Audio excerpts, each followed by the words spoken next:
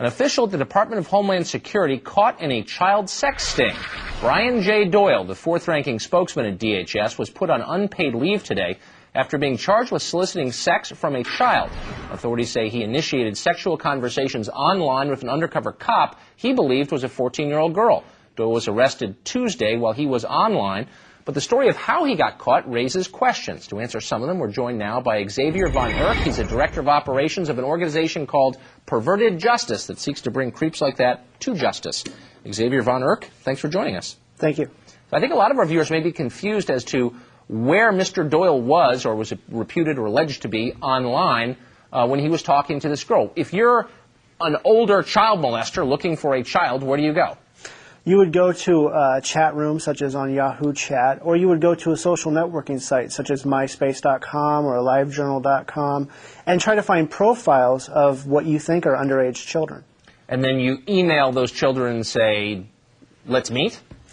It depends on the tactic of the individual. There's a myriad of different ways that predators try to get real children to meet them. Sometimes they just go straight out, let's meet, let's have sex, let's do it.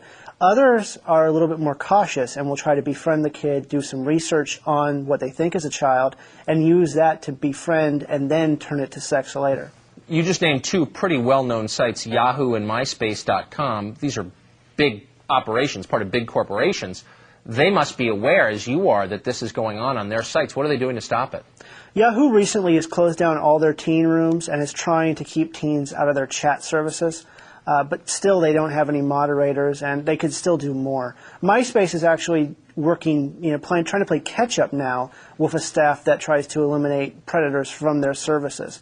But there's also other sites out there that are just as dangerous, such as LiveJournal, which does not have any policies restricting pedophiles from using their website. In fact, they've said so publicly. They have said out loud, pedophiles welcome to use this site, or not prohibited from it. Nothing in their terms of service restricts them. Wow, that's a little over the top. So how do the police, or how do you, who work on this as well, stumble upon, apprehend child molesters trying to pick up kids? It's really akin to fishing. You go into a boat on a lake and you put your hook out, and then fish will come by and come for it. It's pretty much the same way online. You go online into a chat room or on a social networking site and you put your profile up and you just wait. And you will get bites. You will get older men who will contact you trying to see if you're willing to be with them. Every time? If you put up a profile of a 14-year-old girl and didn't, say, I'm open to having a relationship with an older man, just a straightforward 14-year-old girl web page, whatever that looks like, do you think you would actually get creeps coming on to you? Oh, yes. You'd get dozens of creeps coming on to you. Just recently, in January, in California, we had 51 individuals show up over 3 days to be arrested after soliciting our profiles in chat rooms. All we have to do is go into a chat room and sit. We will get predators soliciting us usually instantly, and you'll usually get more than one. Well, not to ask the same question again, but I'm just a little stunned as to why more people aren't doing something about this. I mean, these websites are owned by people. It seems to me I don't know, that they're maybe not complicit, but they have some role in this. If I'm a bartender and I serve a guy who's obviously drunk and he goes and crashes his car into a school and kills people, I'm partly liable for that. That's not the case online?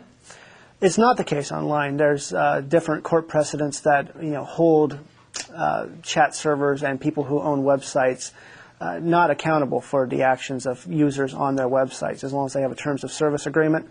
So there's really no lawsuit liability yet for these businesses that have these chat rooms open or websites open to predators.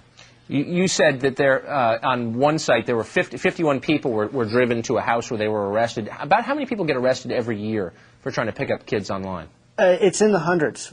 So far this year, my organization, PervertedJustice.com, has had about 100 people arrested from January 1st to today for soliciting children online. And that's just us. That doesn't include local law enforcement and, as you see in Florida, with the Department of Homeland Security press secretary. Does it seem to be making any dent in the weirdo community? No, because there's not enough teeth in the laws against them to put them in jail for a long time. For example, 3 of the 51 individuals that showed up and were arrested were back in the rooms within a month soliciting us again because they were awaiting trial, their bail was too low, and they were out, and they got right back on the computer and tried to find a real kid. Additionally, two weekends ago in Ohio, a 47-year-old man showed up to have sex with what he thought was one of our decoys, Turns out he was sentenced 2 days before to 11 months in jail. They gave him a week to take care of his personal affairs, and he decided to try to find a kid rather than take care of his personal affairs. I mean, I'm pretty libertarian about almost everything, especially regulation of anything, but, you know, they're wrecking the internet for people who have children, and it's just disgusting, and I hope someone does something about it. Thank you for doing something about it. Xavier Von Eck, thanks a lot. Thank you.